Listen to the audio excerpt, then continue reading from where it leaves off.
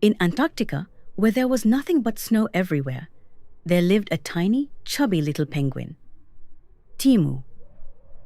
Timu would ask his mother, "Mom, is there a world outside our home too?"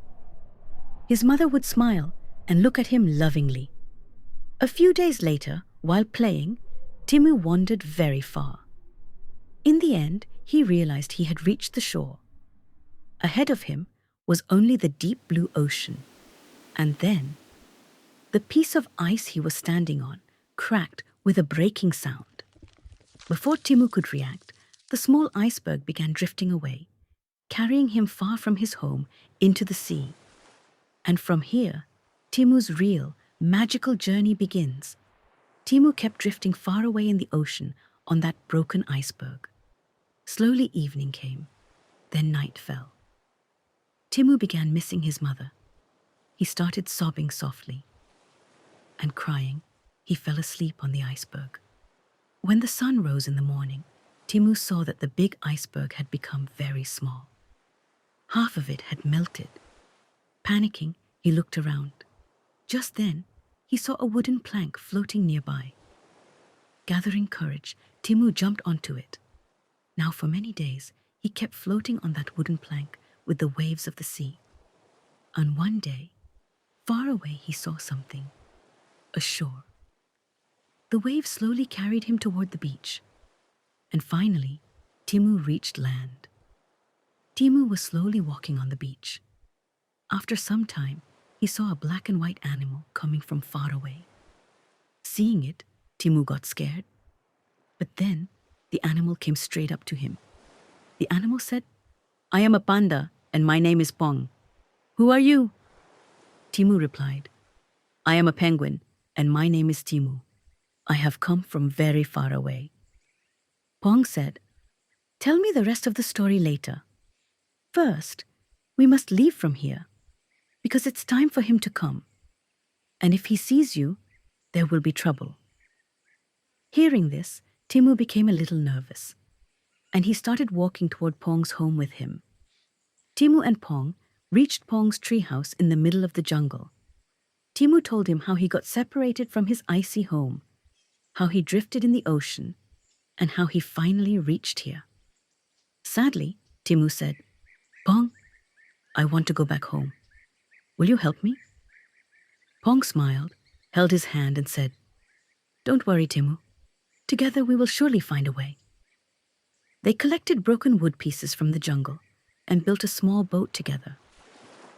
The waves moved, the wind blew, and the little boat entered the ocean. With courage and friendship, Timu and Pong set off on a new journey. The small boat was moving forward with the waves. Timu and Pong were a little scared seeing the deep ocean. Suddenly there was movement in the sea, and a cute dolphin jumped out of the water and started talking to them. Pong told her Timu's story.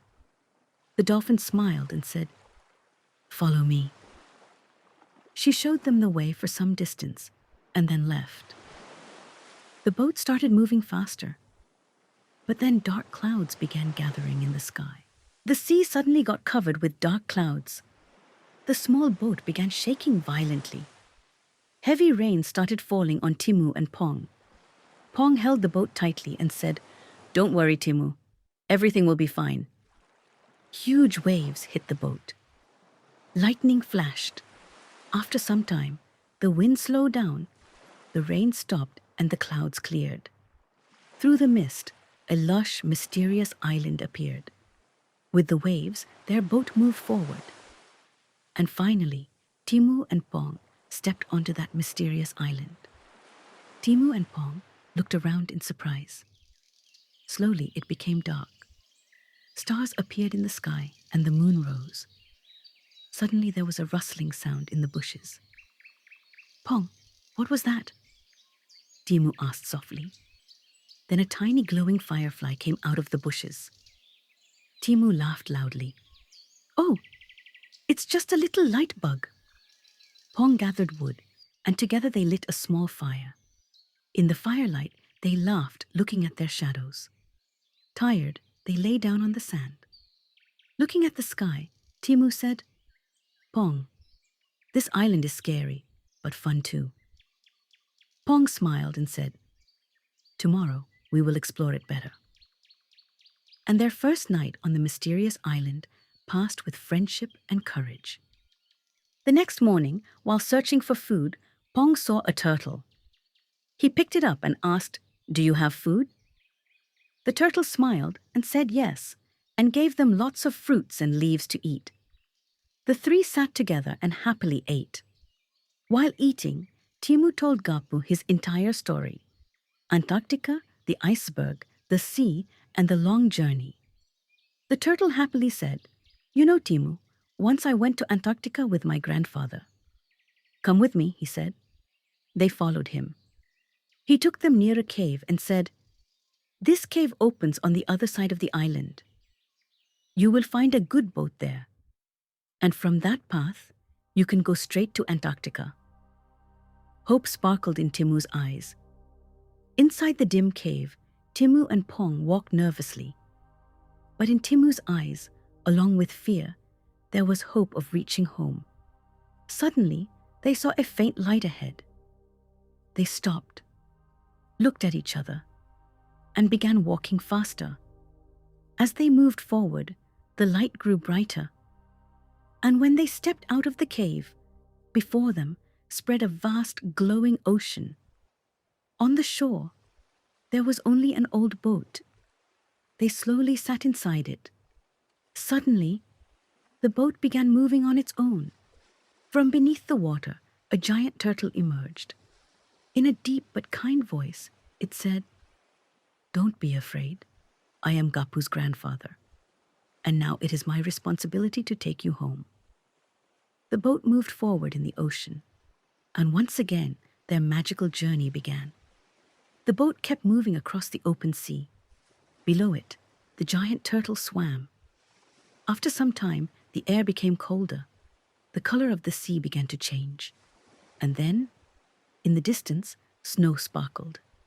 Timu said, Pong, look, my home.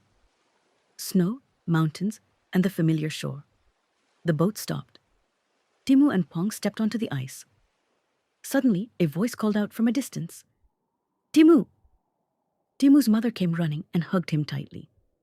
Pong stood smiling from a distance. Timu held his hand and said, Pong, you are not just a friend. You are my family.